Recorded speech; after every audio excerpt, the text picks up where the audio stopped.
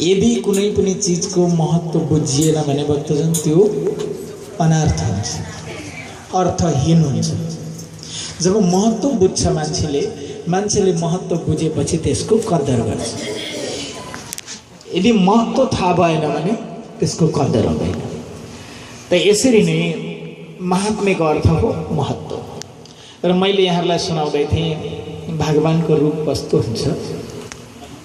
त यहाँ भागवतको महात्म्य कसले गायो, फेरि महत्त्व अथवा त्यसको प्रशंसा गर्नुपर्दा आफूले आफ्नो प्रशंसा गर्दा राम्रो शोभा दिँदैन। बोलो सच्चिदानन्द भगवानको। जस्तै म यति जान्दछु, मैले यति अध्ययन गरेको छु, मैले यस्तो प्रकारको कथा जानेको छु भन्नु शोभा दिँदैन भक्तजन। अर्कोले फलानु मान्छेले यस्तो गरेको छन्, यस्तो गर्दछन् भनेको शोभा हुन्छ।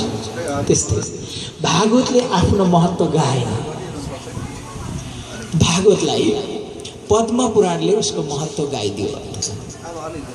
भागवतको महात्म्य कसले गायो? पद्म पुराणले गायो। अब पद्म पुराणको महत्त्व अर्को पुराणले गायो। त यो भागवतको महात्म्यमा प्रथम अध्यायमा 6 अध्यायको प्रथम अध्यायमा प्रथम श्लोकमा के छ भने सच्चिदानन्द रूपाय विश्वोत्पत्ति हेतवे तापत्राय विनाशाय श्रीकृष्णाय वयं नमः भनेको छ। त सच्चित्त आनन्द यो सच्चिदानन्द रूपाय विश्वोत्पत्ति हेतवे तापत्राय विनाशाय श्रीकृष्णाय वयं नमः। यो एउटा श्लोकको अर्थ राम्ररी लाउने हो भने 7 दिन यसैले मात्रै लाग्छ भनेर विद्वानले बताए। तर अब भक्तजन त यसलाई हामी के भनौँ भने भगवानको रूप सच्चित्त आनन्द रूपाय, सच्चित्त आनन्द स्वरूप छ। सच्चित सत छ, मौन छ, आनन्द छ, अनि त्यो केमा छ? ज्योति स्वरूप छ। ज्योति स्वरूप भनेको प्रकाशले भरिएको छ। त्यहाँ कुनै घाम, जुन, तारा, बिजुली अथवा बत्तीको आवश्यक छैन। स्वयं परमात्मा नै ज्योति स्वरूप हुनुहुन्छ। त्यसैले गीतामा के भन्यो? न तत् भास इति सूर्यो न शशाङ्को न पावक यद् गत्वा न निर्वन्तन्ते तद्धाम परमं मम। हे अर्जुन, मेरो त्यो धाम यस्तो धाम छ। न तत् भास इति सूर्यो, सूर्यले रोशनी दिनु पर्दैन अर्जुन त्यहाँ। चन्द्रमाले चमक दिनु पर्दैन अर्जुन त्यहाँ। तारागण, बिजुली, बत्ती, अनेक चिजले त्यहाँ प्रकाश दिनु पर्दैन अर्जुन त्यहाँ। त्यहाँ स्वयं प्रकाशित छ जस्तो धाम नै हो। र त्यो ज्योति स्वरूप धाममा जो आउँछ त्यो मान्छे आनन्द हुन्छ। आनन्द। अब आनन्दको परिभाषा कसैले भन्छन् भक्तजन आज साह्रै मिठो खाना खाइयो, कति आनन्द भयो भन्छन् नि। त्यो आनन्दको परिभाषा होइन। आज त साह्रै राम्रो बिस्तारामा सुतियो, कति आनन्द भयो, त्यो पनि आनन्दको परिभाषा होइन। त आनन्दको परिभाषा के हो त भन्दा जस्तै सप्ताह पुराणमा 7 दिनको पुराणमा हामी 5औं दिनका दिन कृष्ण जन्म उत्सवको कुरा गर्छौँ नि। त्यतिखेर हामी के भन्छौँ? नन्द घर आनन्द भयो जय कन्हैया लालको, होइन? सबै नाच्छौँ, गाउँछौँ, अबिर लगाउँछौँ। नन्द घर के भयो? आनन्द भयो। नन्द घर आनन्द भयो जय कन्हैया लाल। नन्द घर खाना खायो आनन्द भयो भने न भक्तजन। नन्द घर आनन्द भयो जय कन्हैया लाल। त आनन्द कहाँ हुन्छ? जहाँ भगवानको आगमन हुन्छ त्यहाँ आनन्द हुन्छ। अहिले हरिद्वारमा कति आनन्द छ भन्नुहोस् होइन? जहाँ भगवानको आगमन हुन्छ त्यहाँ आनन्द हुन्छ। त्यहाँ भक्तलाई कुनै प्रकारको चिन्तै छैन। न भक्तलाई चिन्ता छ, न सन्तलाई चिन्ता छ, न धनवानलाई चिन्ता छ, न निर्धनलाई चिन्ता छ, होइन? त्यो क्या हो?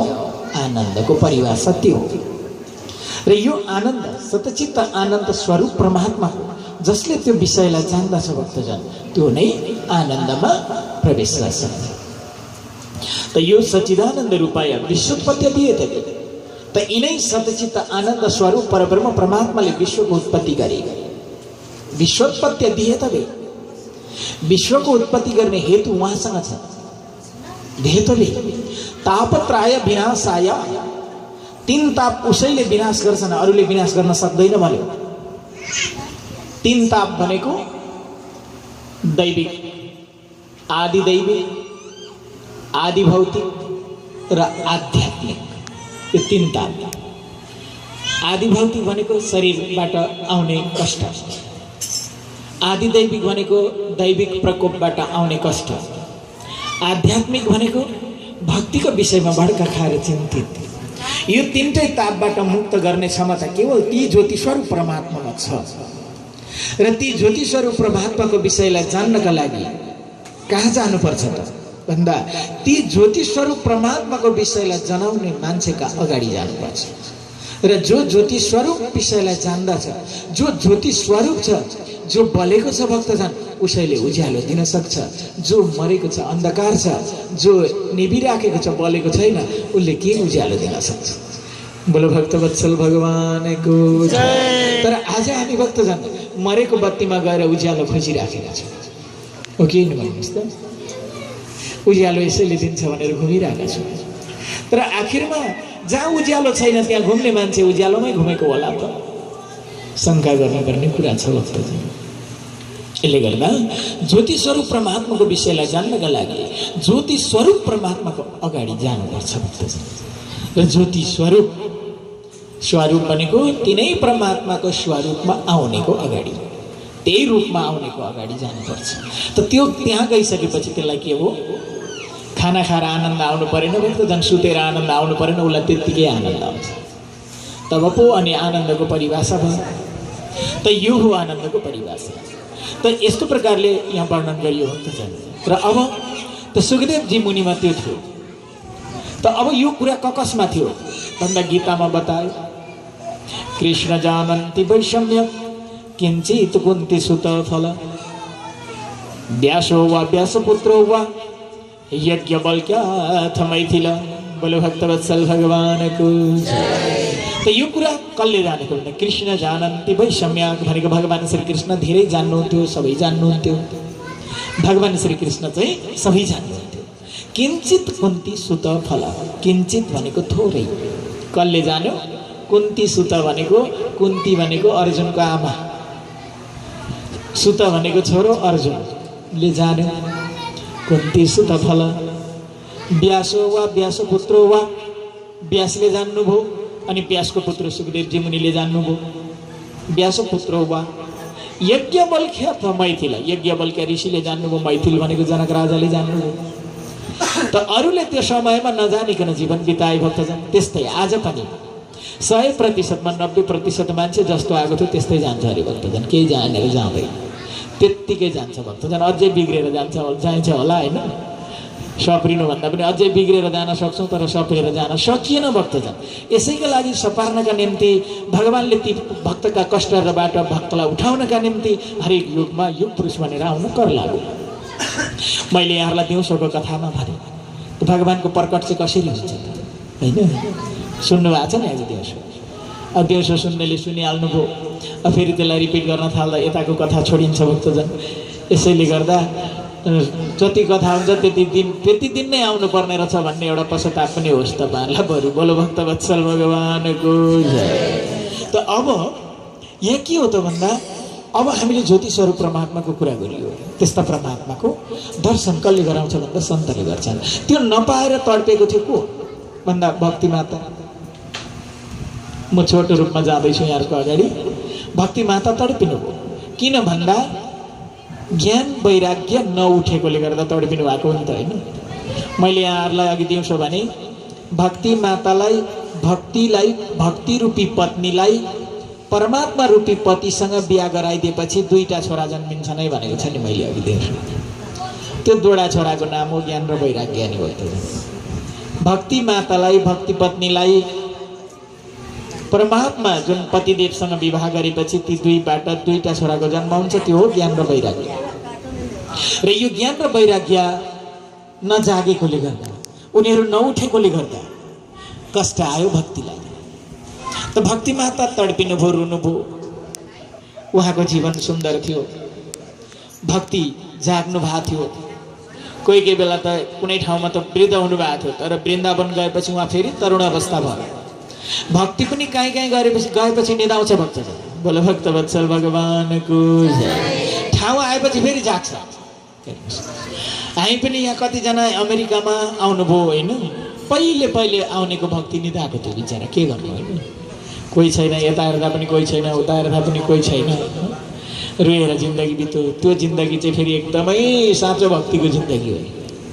मन विचलित नपाएर भगवानको निम्ति आँसु खसाएर, भक्तिको निम्ति आँसु खसाएर मैले आज केही पनि भगवानको महिमा सुन्न पाइनँ भनेर रुनु जतिको राम्रो भक्ति अरू केही पनि होइन। आज रुनु परेको छैन, हेर्नुहोस् त, भक्तिको निम्ति तडपेर आज आँसु खसाउनु परेन। त्यसो भएपछि छोड्न पनि सजिलो हुन्छ। तर तडपेर रोएर आँसु खसालेर पाएको चिजलाई छोड्न पनि गाह्रो हुन्छ। सला मलाई यस्तो जीवनमा त मैले छोडिनँ होइन, त्यस्तो हुन्छ नि त, कल्पना मान्छेलाई हुँदैन। मलाई यति यति कष्ट आयो, म यो कष्टमा मैले आफ्नै भोगेर मैले आफै रोएँ, तडपेँ, कराएँ। त्यतिखेर पनि मैले यो भक्तिलाई मैले आफ्नो हृदयबाट नहटाएर म विचलित भइनँ भने आज म किन हुन्छु भनेर मान्छेलाई एक प्रकारको मनोबल बढ्छ भक्तजन। तर जो रोएको छ त्यसको मनोबल बढ्छ। जसले हाँसी हाँसी पाएका छौँ भक्तजन, फेरि घुमाउन त्यति गाह्रो हुँदैन। बोलो सच्चिदानन्द भगवानको जय। यसले गर्दा भक्तजन भक्ति मातालाई पनि कष्ट आयो जस्तै सम्झ्यौँ, ठाउँले पनि त्यस्तो गराउँछ है भक्तजन। यो ठाउँको कुरामा अलिकति म जोडौँ। श्रवण कुमार चिन्नुहुन्छ, हामीले चिन्छौँ, अन्धा बाबु आमाको छोराको नाम हो श्रवण कुमार। ती अन्धा बाबु आमालाई एकपट्टि बाबालाई राखेर काँधमा भारमा बोकेर तीर्थ भ्रमण गराएका थिए श्रवण कुमार। लिएर जाँदै थिए भक्तजन। एक ठाउँ पुगेपछि बिसाउनुभयो श्रवण कुमारले। बिसाएर के भन्नुभयो भने, ए पिता माता, तिमीहरूको म कमार होइन, तिमीहरूलाई आजसम्म बोकेर हिँडेको पैसा ल्याऊ भन्नुभयो श्रवण कुमारले। पैसा मागे श्रवण कुमारले भक्तजन बाबु आमासँग। अन्धा छन्, आँखा देख्दैन, त्यस्ता मान्छेलाई बाटोको बिचमा राखेर छोराले पैसा माग्यो भक्तजन। त्यतिखेर पिता माताले कुरा बुझ्नुभयो, मेरो छोरो कस्तो ठाउँमा आइपुग्यो। ज्ञानीले अघि बुझ्छन् भक्तजन, रिसाउँदैनन्। छोराछोरी रिसाए, छोराछोरीले अन्यथा कुरा गरे पनि भने पनि ज्ञानी रिसाउँदैन। अब तपाईँ र म चाहिँ ज्ञानी हौँ होइन, छोराछोरीले करायो भने पनि रिसाउनु नहुने रहेछ। अज्ञानीले केही भन्यो भने बरु ज्ञान दिन सम्झाउने कोसिस गर्नुपर्ने रहेछ। बोलो भक्तवत्सल भगवानको जय। त ती अन्धा बाबा आमाले के भन्यो भने, यो मेरो छोरो कहाँ आइपुग्यो बाबु, तेरो पैसा हामी पाइलै पछिको दिन्छौँ, तर म एउटा कुरा भन्छु बाबु, त्यो मान ल। के हो? यहाँ हामी पैसा दिँदैनौँ, तँलाई अझै यहाँबाट कहीँ लगेर राख, अनि त्यहाँ हामी अहिलेसम्मको पनि हिसाब गरेर दिन्छौँ भने। किन भन्दा त्यो ठाउँ छोडाउनु थियो, कस्तो ठाउँमा आइपुग्यो भन्ने लागेको थियो बाबु। त जब श्रवण कुमारले फेरि पनि भारमा बोकेर पर गए अनि पर बिसाएर फेरि बोल्दैन छ। अनि बाबु आमाले भन्नुभयो, बाबु तेरो हिसाब बता न त, कति भयो तैँले पैसा, हामीले दिनुपर्ने पैसा कति हो बाबु तैँले हामीलाई बोकेको भन्दा। पिताजी माताजी, मैले यस्तो कुरा कहाँ गरेँ, बिर्स्यो। किन भन्दा समय अथवा स्थानले पनि मान्छेको विचारमा परिवर्तन आएर केही पनि बोल्न सक्छ, र त्यो ठाउँ र परिस्थितिको कारणले पनि हुन्छ। यसले गर्दा हामी त्यस्तो ठाउँमा आइपुग्दा कोही बेला त्यस्तो भक्तिबाट विचलित हुने समय पनि आउँछ। मैले यहाँलाई जोड्न खोजेको मात्र। तर त्यतिखेर पनि विचलित नभएर जो अडिन्छ भक्तजन, उसलाई जस्तै परिस्थिति आउँदा पनि अब ऊ विचलित हुँदैन। र यसरी बिहोरेर भोगेर आउने यहाँ सायद हाम्रोमा भक्तजनहरू हुनुहुन्छ। हामीले त त्यो कुराहरू, त्यो अवस्थाहरू भोग्नु परेन भक्तजन। त भक्ति माताले अब भोग्नु पर्यो। यहाँ ज्ञान र वैराग्य लडिराखेका छन्। त उसले भगवानसँग प्रार्थना गरिन्, हे भगवान, मलाई यो कस्तो कष्ट आयो। मैले यहाँलाई दिउँसो भनेको छु, यदि आफूलाई कष्ट आयो भने साथीलाई सुनाउने होइन, यदि आफूलाई कष्ट आयो, दुःख आयो, वेदना आयो, दर्द आयो, छिमेकीलाई सुनाउने होइन, सुनाउने हो आफूभित्र भएको परमात्मा। एउटा बन्दी कोठामा बसेर ध्यान गर्नुहोस्। मैले यहाँलाई बिहान दिउँसोको कथामा भनेको छु, तपाईँलाई आफै आफ समस्याको समाधानको एउटा बाटो खोल्छ। त भक्ति माताले ध्यान गर्नुभयो। त ध्यान गरिसकेपछि के भयो, आँखा खोल्दा नारदजी अगाडि आइपुग्नुभयो भक्तजन। नारदजीको आगमन भन्छ। नारदजीलाई देख्ने बित्तिकै भक्ति माता खुसीले गदगद हुनुभयो। नारदजी, तपाईको आगमन यो भगवानको कृपाद्वारै भयो। मेरो प्रार्थनालाई भगवानले सुनिदिनु भयो, आज आइदिनु भयो। म दर्दमा छु, म पीडामा छु। म पनि एक दिन विचलित थिएँ, म पनि वृद्ध भएको थिएँ, तर वृन्दावन आएपछि म त तरुणी भएँ। तर यी मेरा द्वारा लडिराखेका छोराहरू कहिले पनि उठ्न सकेनन् अथवा तरुण अवस्थामा आउन सकेनन्। यो के गर्दा यिनीहरू जाग्छन्, यसको विकल्प अनि यो समस्याको समाधान गरिदिनु पर्यो भनेर निवेदन गरे। त्यति निवेदन गरेपछि नारदजीले एउटा शब्द अलिकति अहङ्कारको बोल्नुभयो। ए भक्तिमा, तिमीले चिन्ता गर्नु पर्दैन। यदि यो ज्ञान र वैराग्यलाई यहाँ जीवित गराउन अथवा जगाउन सकिन भने म नारायणको भक्त होइन भन्नुभयो। बोलो भक्तवत्सल भगवानको जय। अब हेर्नुहोस्, अहङ्कारमा भए पनि अभिमानमा भए पनि जसरी पनि सन्तले बोलेको वचनलाई पुरा गर्न फेरि भगवान सन्तको पछाडि हिँड्नै पर्छ। नारदजीले बोलिहाल्नुभयो। अब बोलेपछि त्यो वचनलाई पुरा गर्नका लागि अब भगवान उसको पछाडि हिँडिदिनु पर्यो। त के गरे? अनेक उपायहरू अपनाए ज्ञान र वैराग्यलाई जगाउन। जागेनन्। नजागेपछि गीता पाठ गरेर सुनाए कानमा, भएन। सबै कुरा गरे, भएन। केही गर्दा नभएपछि कानमा मुख लगाएर ए ज्ञान ए वैराग्य भनेर कराए, भएन। फेरि त्यसरी पनि नभएपछि घचघच्याएर उठाउन खोजे, भएन। नभएपछि आकाशवाणी भयो। बोलो भक्तवत्सल भगवानको। त आकाशवाणीले के भन्यो?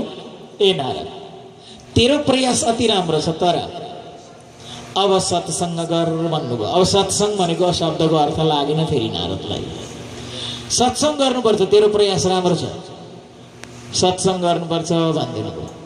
त अब सत्सङ्ग भनेको के हो? आकाशवाणीले भनेको कुरा नबुझेर नारदजीले त्यो कुरालाई बुझ्नका लागि ठाउँ ठाउँ गरेर सोध्न पनि कर लाग्यो। र पनि त्यहाँबाट पनि आएन। नारदजीको निधारबाट पसिना आयो। अभिमानको थोरै अलिकति चुर गराउनु थियो भगवानले, थोरै पसिना गिराउनु भयो निधारबाट भक्तको। त्यस पछाडि फेरि आफै पछाडि पछाडि हिँडेर सनक आदि कुमारहरूलाई अगाडि ल्याएर सनक आदि मुनिहरूकोबाट समस्याको समाधान पाए नारदजीले। नारदजी, सत्सङ्ग भनेको भागवतको महिमा हो, भागवत कथा हो। त्यहाँबाट नै ज्ञान र वैराग्य जाग्छ, त्यहाँबाट नै दुःखको निवृत्ति हुन्छ भनेर सुनाउनु। त्यसो भने कसरी गर्नुपर्छ र भागवतको महिमा यसरी गर्नुपर्छ भनेर अघि मैले जुन 6 अध्यायको कुरा गरेँ त्यही बताउनु भयो भगवान सनक आदि मुनिहरूले नारदजीलाई। त नारदजीले त भक्ति मातालाई गएर भने, फेरि भक्तजन, भक्ति माता त भगवानको स्तुति गरेपछि कुनै पनि दुःख समस्या आउँदैन। किन आउँदैन?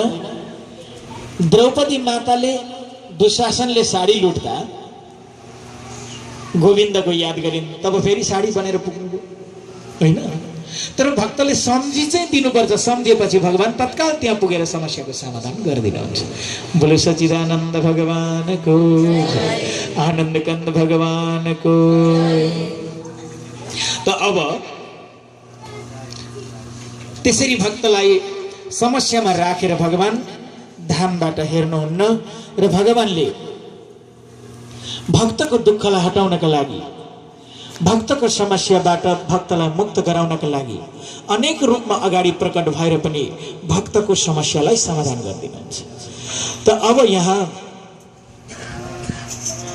नारदजीले भक्ति मातालाई भन्नुभयो, वृथा खेदयसो बाले अहो चिन्तातुरं कथा श्रीकृष्ण चरणां भोज दुःख गमिष्यति। श्रीकृष्ण चरणां भोज मरणं दुःख गमिष्यति। बोलो भक्तवत्सल भगवान को। हे भक्ति माता, भगवानको मनमा भगवानको चरणमा मन लगाऊ, तिम्रो दुःख त्यतिकै हट्छ। द्रौपदीले भगवानको चरणमा मन लगाइन्। भगवान तुरन्त दौडेर आउनु पर्यो, साडी बनेर उसको लाज बचाउनु पर्यो। तिमीलाई भन्न आउँदैन, भगवानको भक्ति गर्न आउँदैन, भगवानलाई पुकार्न आउँदैन भने द्रौपदीले पुकारेको सुनाउँछु ल, सुना भन्नुभयो। बोलो भक्तवत्सल भगवानको जय। आउनुहोस् न त हामी पनि एकछिन पुकार गरौँ सबैजनाले। एकछिन द्रौपदीको पुकारलाई सुनौ पनि गाउँ पनि। बोलो आनन्द कन्द भगवानको।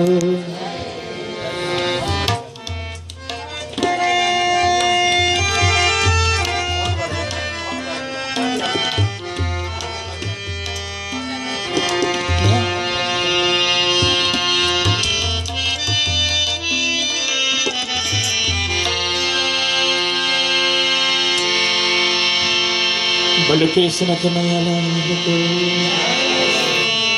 हे कृष्ण सारै आपत पर्यो मलाई, सारै विपत पर्यो मलाई। हे कृष्ण सारै आपत पर्यो मलाई, सारै विपत पर्यो मलाई, सारै विपत पर्यो।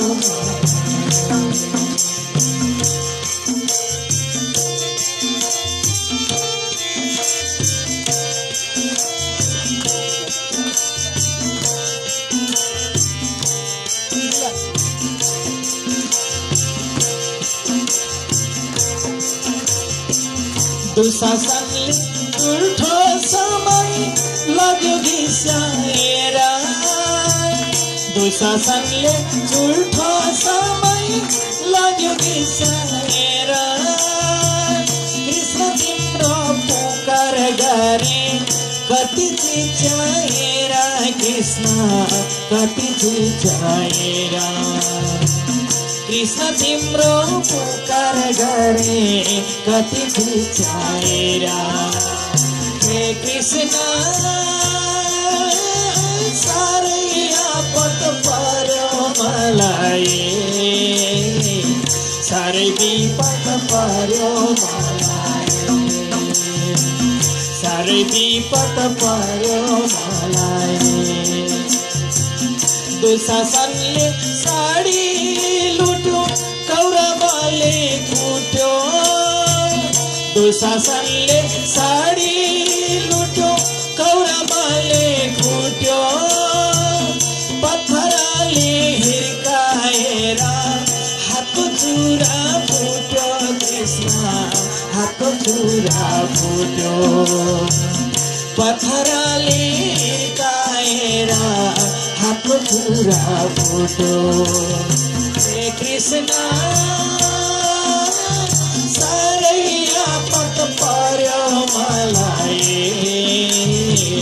सारै विपत पर्यो मलाई, सारै विपत पर्यो मलाई।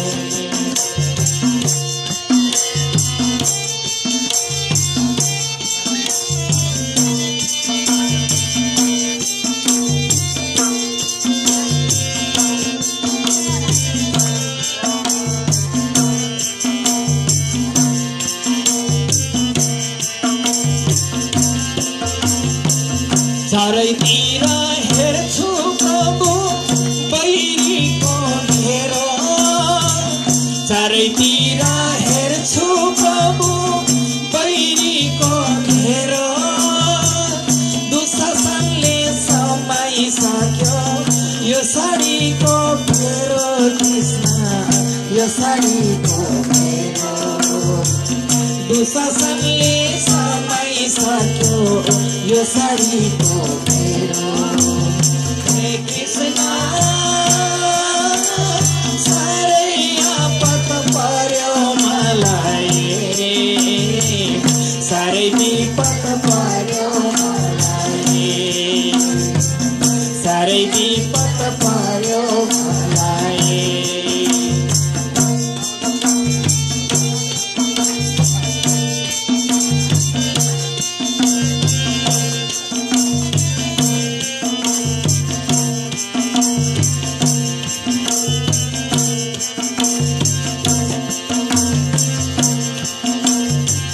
सारै दुःख पाए कृष्ण सारा छैन मेरो,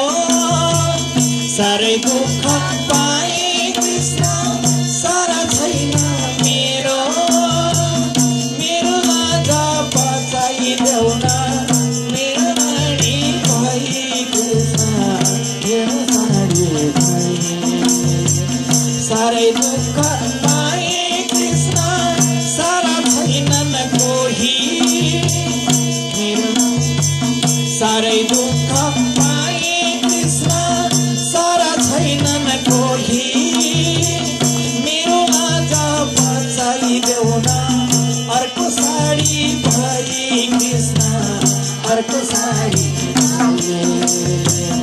मेरो लाज बचाइदेऊ न अर्को साडी हे कृष्ण साह्रै आपत पर्यो मलाई साह्रै विपत पर्यो मलाई साह्रै विपत पर्यो मलाई आउन कृष्ण रोइरहेछु बचाइदेऊ न आउन कृष्ण रोइरहेछु चिर बचाइदेऊ न आफ्नै भक्त सम्झी मलाई शरणमा ल्याउ न कृष्ण शरणमा ल्याउ न आफ्नै भक्त सम्झी मलाई शरणमा ल्याउ न हे कृष्ण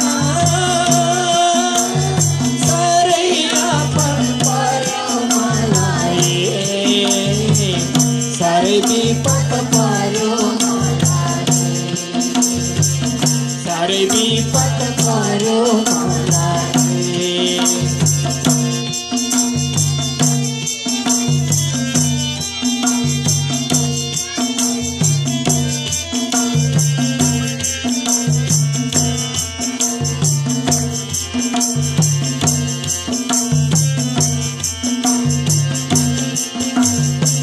कृष्ण पानी आउनु भयो बाँसुरी फुकेर कृष्ण पानी आउनु भयो बाँसुरी फुकेर साडी छाडी दिनु भयो माथि नै लुकेर कृष्णले माथि नै लुकेर साडी छाडी दिनु भयो माथि नै लुकेर हे कृष्ण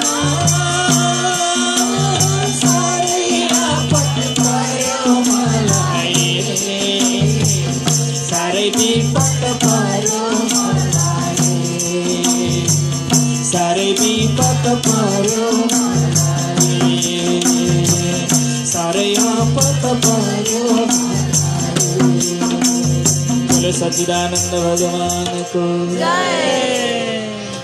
तो नारद जी ले भन्नुभयो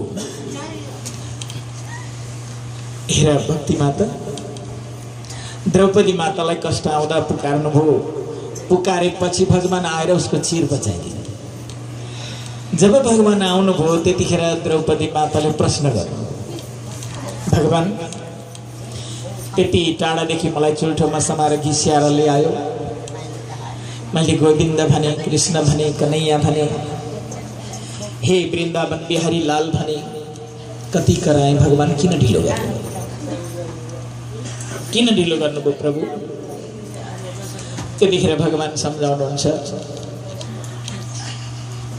माता द्रौपदी ढिलो मैले होइन तिमीले गर्यौ कसरी भगवान कसरी मैले ढिलो गरेँ जतिखेर दुशासनले मलाई पक्ड्यो त्यतिखेरैदेखि मैले तपाईलाई बोलाएँ त्यतिखेर भगवान के सम्झाउनुहुन्छ भने ढिलो यसरी गर्यौ तिमीले मथुराको कृष्णलाई बोलायो द्वारकाको कृष्णलाई बोलायो वृन्दावनको कृष्णलाई बोलायो उहाँबाट आउन कति बेर लाग्छ भन त द्रौपदी तर तिमीले तिम्रो मनभित्र बसेका गोविन्दलाई कहिले बोलायो जतिखेर तिमीलाई त्यो याद आयो तिमी भित्र भएको गोविन्दलाई जब बोलायो म तिम्रो अगाडि प्रकट भएँ अब भन द्रौपदी ढिलो तिमीले गरेछौ कि मैले भन्दा हो तर छ त भगवान यसले गर्दा भक्तजन हामीले टाढाको भगवान खोजिरहनु पर्दैन तत्काल समस्याको समाधान चाहियो भने यी भित्रको भगवानलाई पुकार्नुहोस् यी भित्र छन् तर भित्रबाट पुकार्नुहोस् भित्र भएकोले सुन्छ यदि बाहिर पुकार्नु भयो भने भित्र भएकोले सुन्दैन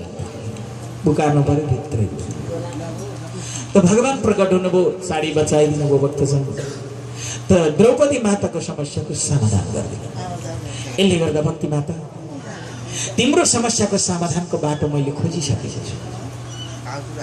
सनक आदि मुनिहरूले मलाई त्यो सन्देश गरिसक्नु भएको छ भनेर जब पुराणको आयोजना भयो भक्तजन, जब भागवतको महिमा प्रारम्भ हो, सनक आदि मुनिहरूले वक्ताको रूपमा बसेर भागवतको महिमा प्रस्तुत गर्नुभयो। नारदजी कर्ताको रूपमा यसरी बसेर उहाँ जुन जसरी बस्नु भएको छ त्यसरी बसेर नारदजीले कर्ताको रूपमा पानी समाउनु भयो, पूजा आराधना गर्नुभयो, भक्तिलाई त्यहाँनिर भक्तिलाई प्रस्तुत गर्नुभयो। कर्ताको रूपमा उभिएर ऋषि महर्षिहरू एकपट्टि बसे, माता दिदीबहिनीहरूको पंक्ति एकापट्टि थियो, पुरुष दाजुभाइहरू एकापट्टि बसे र त्यहाँ अविरल भागवतको गंगाको वर्षा सनक आदि मुनिहरूले गरे। जब त्यो भागवतको महिमा प्रस्तुत हुन थाल्यो भक्तजन, त्यो भागवतको महिमा प्रारम्भ भएपछि नै भक्ति माताले ज्ञान र वैराग्यलाई एक एकपट्टि हातमा समाएर उठाएर लिएर आउनुहुन्छ। बोलो सच्चिदानन्द भगवानको जय। तब त्यतिखेर आश्चर्य भयो। अघि गीता पढेर सुनाउँदा उठेका थिएन, कानमा मुख लगाएर कराउँदा उठेका थिएनन्, घचघचिएर उठाउँदा उठेका थिएनन्। अब भागवतको महिमाले उठ्ने भए, उठेर आए। आश्चर्य भयो। नाराजीलाई जिज्ञासा लाग्यो, सोधे मैले त्यत्रो कराको, त्यत्रो भागवतको गीता पढेर सुनाएँ तर पनि उठेन। त सनक आदि मुनिहरूले नारदजीको जिज्ञासालाई समाधान गरिदिए। बोलो भक्तवत्सल भगवानको जय। त कसरी समाधान गरे त भन्दा भक्तजन, त नारदजीलाई सनक आदि मुनिहरू सम्झाउनुहुन्छ। नारदजी, आँप खान चाहेको मान्छेलाई आँपको बोक्रा घोटेर खुवाउँदा, पत्ता कुटेर खुवाउँदा आँपको तिर्सना मेटिँदैन। उनीहरू सत्संगको प्यासी थिए। नारदजी, गीता पढेर सुनाउँदा हुँदैन। भागवत चाहिँ के हो त भागवत यो हो, वृक्षको फल हो। जुन फल खाएपछि मान्छे तृप्ति हुन्छ, फेरि पनि त्यो फलको खोजी गरिरहन्छ। यसैले गर्दा तिमीले गरेकोले भएन, यसले भएको अर्थ यो हो, फलले तृप्ति हुन्छ, बोक्रा र पातले हुँदैन। त्यस्तै भक्तजन, यो भागवत यस्तो छ, यसले धेरैको उद्धार गर्छ भक्तजन। पापी भन्दा पापी मानिसहरूले यस धरतीमा पाप कर्म गरेर नरकको यातना भोगिराखेका छन् भने पनि त्यो नरकबाट उद्धार गराउँछ। अनेक प्रकारको दुष्ट कर्म गरेर यस संसारबाट गएका छन्, कुनै युक्तिले उसको पार भएन भने पनि श्रीमद् भागवत महापुराणले पार लगाउँछ भनेको छ। यसैले गर्दा आज श्रीमद् भागवतको महिमा चारतिर फैलिएको छ र श्रीमद् भागवतको कथा प्राय ठाउँमा हुन्छ, अरू पुराण विरलै हुन्छ। बोलो भक्तवत्सल भगवानको जय। त यो श्रीमद् भागवतले तीन प्रकारको ताप विनाश गर्छ अनि तीनटा समुदायलाई उद्धार गर्छ। आएका भावी सन्ततिलाई ज्ञान गराउँछ, आफू समेतको उद्धार गराउँछ र दिवंगत आत्माको पनि उद्धार गर्छ भने